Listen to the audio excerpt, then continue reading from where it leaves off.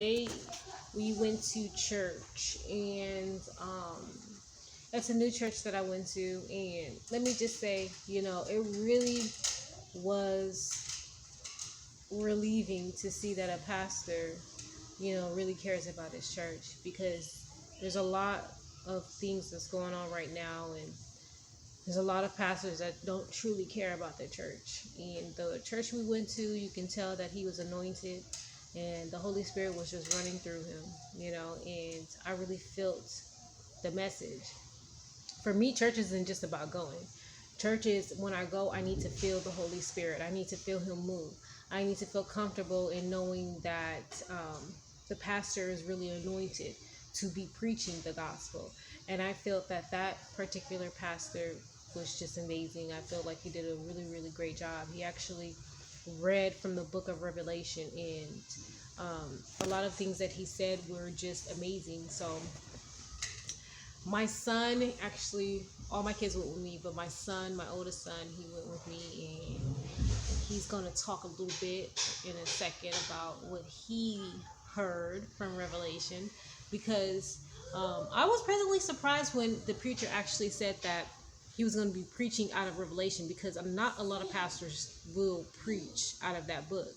So that's not something that you really, really hear a lot. So, but it was definitely needed.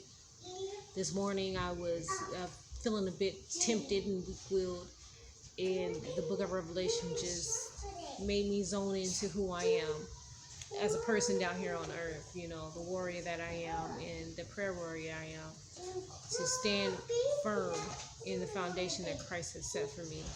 So I think it's important that we teach our children early on. The Bible does say it, and I've seen it.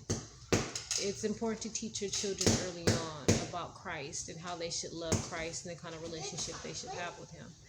And once you get them on the good foot to doing that, there is nothing or no one that can tell them anything, including, myself. I'm his mother, but I always tell them, they need to have their own relationship. I can only cover them for so long, because eventually they're going to really know right from wrong, and they're going to be on their own and live in their own lives. And I want them to do the right thing. I want them to be upstanding young men and young women. And I know that they will, with the Lord's help and under the Lord, they're going to do magnificent things. So, just say something. Amir, come on. I told him earlier, we were visitors, so with visitors, I don't know if you guys know, but at church you have to stand up and you have to say something. He stood up and he said something very eloquent, and I'm glad that he found the courage to stand up and say something. So, come on, man. Come say something, anything. It can just even go for a second. Hello, bye.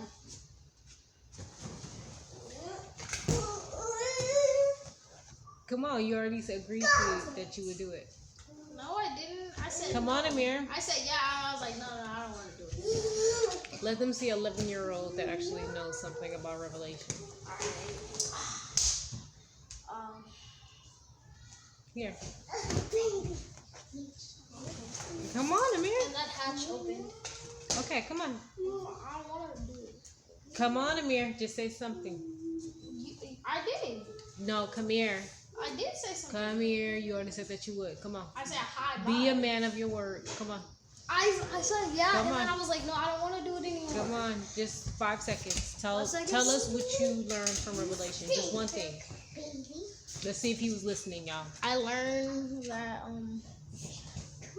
God's gonna come down and 7 angels are gonna blow like horns, and then God is gonna come down, and he's gonna free all the people that believed in him, and they're gonna go into the gates of heaven.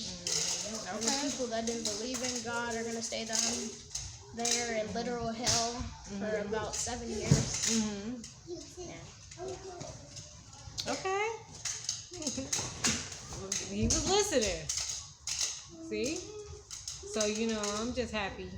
I'm really, really happy that I have all my kids with me, although it's hard sometimes having 5 children trying to be in church. I know it's important, to start them off on a good foot. Even for myself, I feel like sometimes I don't want to go to church. I don't want to have to do all of that, because it's a lot, in the morning, trying to get everybody ready, out the door on time. And then when you actually get in church, is another struggle just to get everybody to sit down and be quiet and listen and, not to disturb other people or myself when I'm feeling,